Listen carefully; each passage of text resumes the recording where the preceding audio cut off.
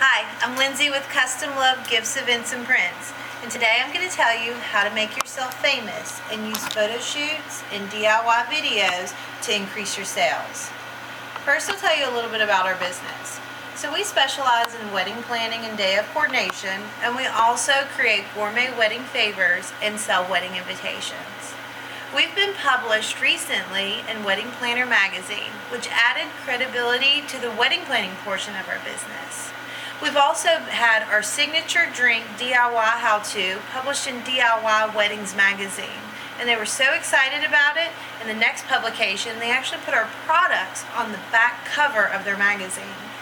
And recently, we got an $800 sale where somebody called in because they saw one of our how-to videos on YouTube. All of this was great publicity, but it also added credibility to our brand, and it was made it able for us to position ourselves as DIY gurus as well as wedding experts. So I'm going to tell you a little bit about how we made our DIY videos make us famous. But first, let me tell you some bad news. Everything wasn't a success in the beginning, and we actually had a pretty hard road where we wasted a lot of time and a lot of money to develop our process. So our featured publication strategy that we have starts with a little bit of homework in the beginning, because we really feel like doing your homework in the beginning makes it so you have better results in the end. A DIY video and a photo shoot is an investment, and just like any other investment in your business, you want to see results and you want to see a return on your investment. So today we're going to share our featured publication strategy with you to help your results get a little bit better. So there was a wedding venue that I did a photo shoot with a few years ago. We were on site for 2 full days for free, and I was paying 2 assistants to be on hand for those 2 days. I had big dreams about what was going to come about with that wedding shoot, and in the end, I got nothing for it.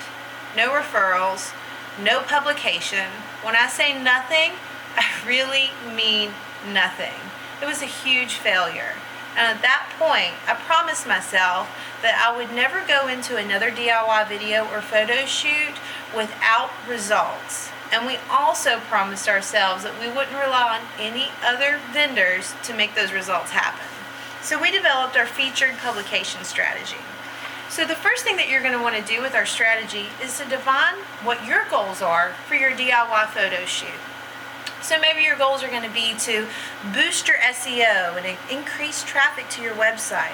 You might want to increase brand awareness or introduce a new service to your local market. Or you could want to position yourself as an industry expert. Or ultimately, a big goal that everybody has is to increase sales, of course. So this all helps you create a clear concept for your video and shoot, and it also helps you choose where you would like your shoot to be published. Next, what you're going to want to do is research different publications that will accept content from you. So for example, you could scout wedding blogs. Something that I like to do is scout the top 100 wedding blogs, and there's an easy website that we use to find out what those are. It's called weddingblogs100.com, so it's not too hard to remember, and it lists the top 100 wedding blogs by the US, Canada, and also worldwide in order. So that's a good place to start, but really getting on each individual wedding blog to see if they're taking submissions, what kind of submissions they would like to have, can be pretty tedious overall. So we like to use a preferred method, which is called 2 bright lights. And now 2 bright lights, if you haven't heard of it, it's a liaison basically between people that have content that they want published and publishers that need content for their blogs or their magazine. With 2 bright lights, you can get a free account, or you can pay $15 like we do to have an account where you can actually actively submit yourself. What this does is it means that you're no longer required to wait on the videographer or the photographer to do the submissions, because you are in complete control of the submissions. So we prefer 2 bright lights, and something else that they do that I really like is that they will actually have a request tab. So if you go into 2 bright lights and you look under the request tab like I did today, there's 602 requests from publishers that are looking for content, and they're telling you exactly what they want and what they're looking for. And all you have to do is give the people what they want and create a DIY photo shoot centered around what they're asking for. Not only does this increase your chances of getting published, but it also gives you a clear and defined end product, the way it should look. So you know if you're going to publish something on Style Me Pretty, you know what kind of shoots they would like to publish.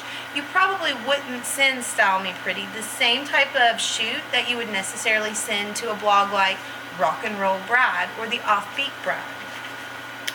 Now, another way for you to choose who you want to send your submissions to is to look at traffic. Now, that's another reason why I like 2 bright lights. One reason that publishers, when they're on 2 bright lights, if you don't have at least 25,000 visitors a year, you're not even going to be allowed on 2 bright lights as a publisher. So you're guaranteed that some of the blogs on there definitely do have traffic.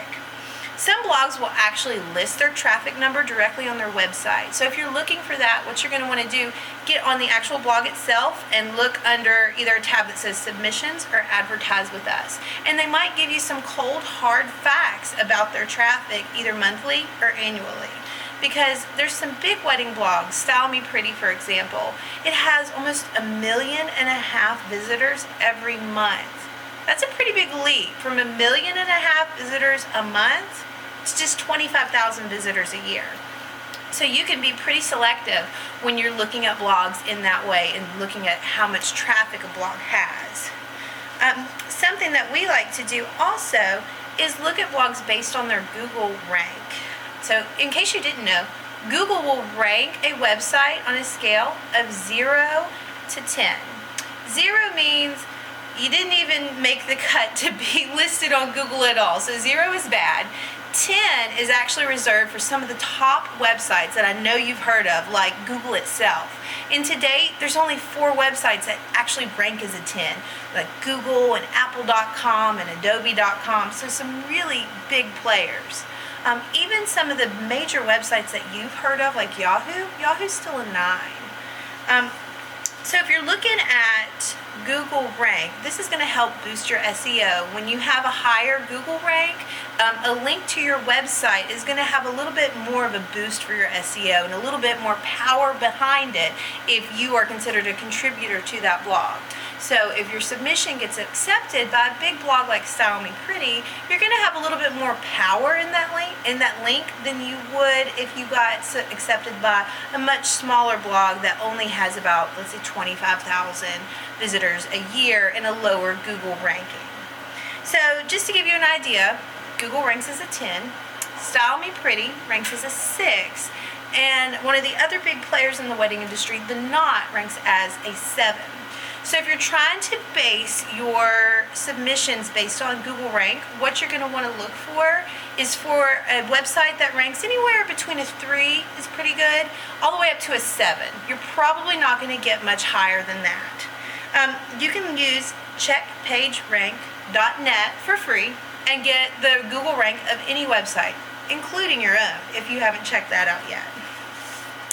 So the other thing you need to know when you're selecting submissions is there's 2 different types of submissions. There's exclusive blogs, and then there's also non-exclusive blogs. And it can get a little bit hairy if you do the wrong thing. You might offend somebody. So know this now, if you're submitting to an exclusive blog, which usually a lot of the blogs that have higher traffic and better Google rankings are exclusive, you are not going to be allowed to submit that shoot to any other publication or blog until it's been accepted and published. And even after it's published, for you to submit again, you're going to want to wait at least 6 months, if not an entire year. So a non-exclusive blog is just that. They'll accept your submission and publish it, even if it's been published somewhere else. An exclusive blog, they want first dibs on your submission and on your content. You can't have submitted it or published it anywhere else. Sometimes I do make an exception if you publish things on your own blog, but just to be sure, I personally don't publish anything on my own blog if I'm publishing it or trying to get it published in an exclusive blog. I'll wait, let it get published for the exclusive blog, and then feature it on my own blog later.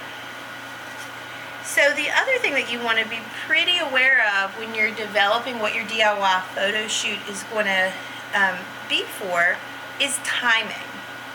First and foremost, publishers plan way in advance. Nobody wants your DIY holiday drink how-to submitted in November. That's not going to help.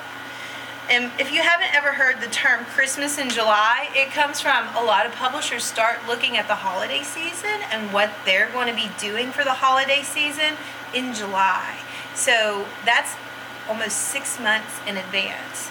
And the other thing you need to think about when you're thinking about timing is you have to wait for editing. You really have to wait a long time sometimes if you're working with a busy wedding photographer or a busy wedding videographer, and figure out how long it's going to take them to actually get the photos or the video back to you edited so you can submit it. Something that definitely might make a big impact on that is, are you smack dab in the middle of wedding season? If so, it's more than likely that your photo shoot or video is going to be put on the back burner because paying clients are waiting for their photos first. So when you're thinking about vendors, what I like to do is put everything out on the table first.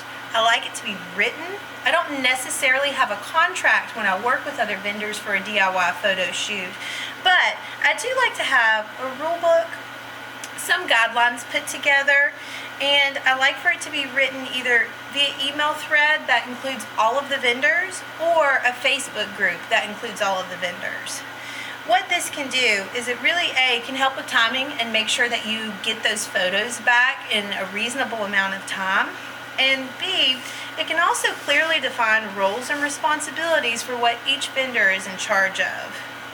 I once did a photo shoot. This is back to the mistakes. I once did a photo shoot where I was to style everything for the photo shoot. We weren't the coordinator. We weren't planning anything. We just were there to make things pretty. Something got fumbled along the way, and the photographer thought they were actually going to be taking real estate photos of the venue.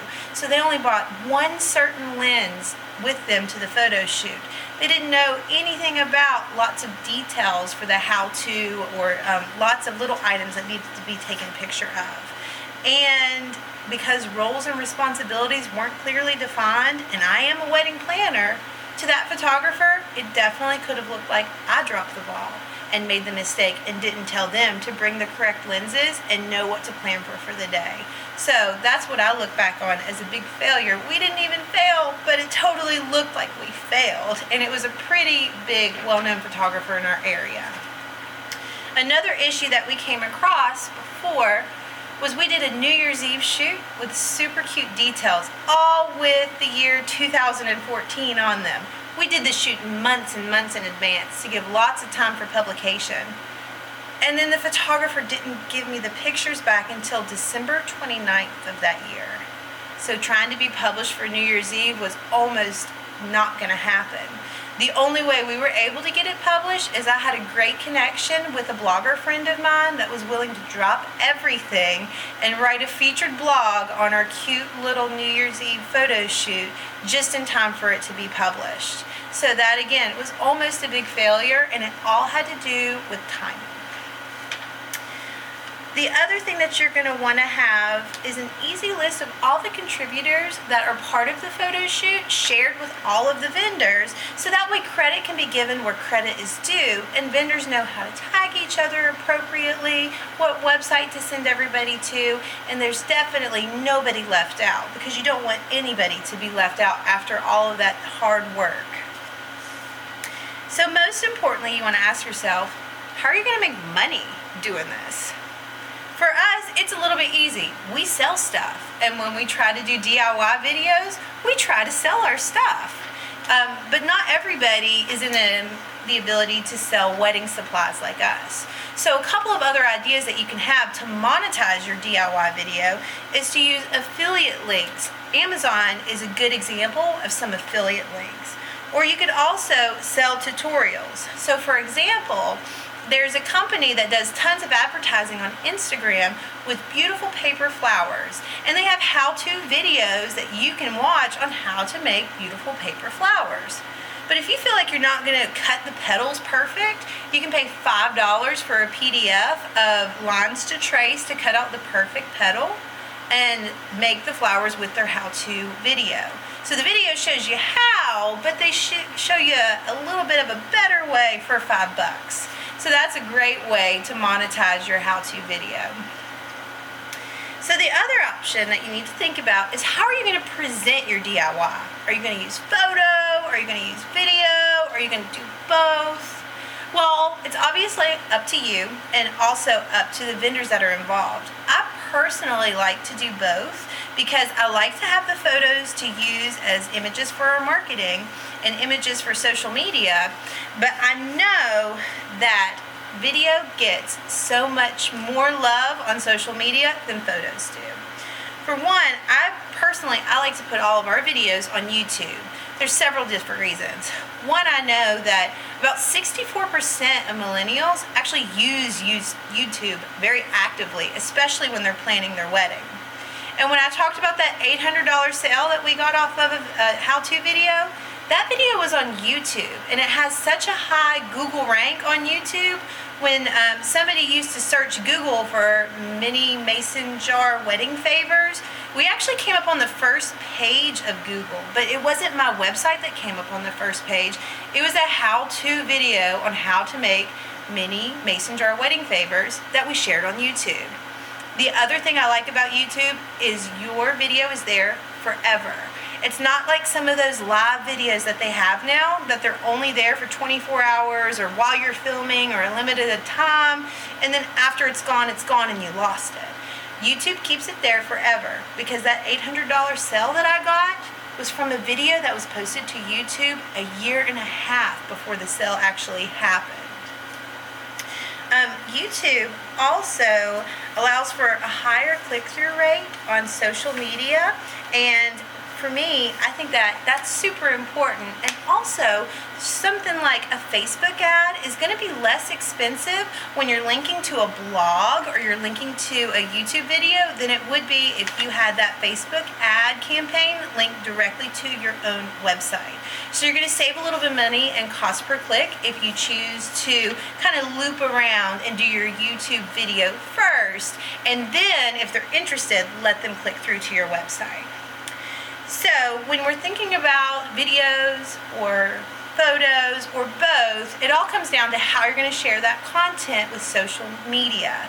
And so when we get featured, we actually use a process called social media layering that allows us to have the highest impact of visualization. So the highest number of people are going to check us out because of our social media layering strategy. And with that, it doesn't matter to me if you pin or you post or you tweet or you Instagram. We do what we can to be hashtag in your face across all of those social media outlets. And I'd like to tell you more about our social media layering strategy, but I'm running out of time. So if you're interested in learning more about our social media layering strategy that we use to help monetize our DIY videos, or you're interested in checking out more about custom love gifts, events, and prints, you and I will just have to hope that we make it to the next round of the Wedding MBA. Thank you. Bye-bye.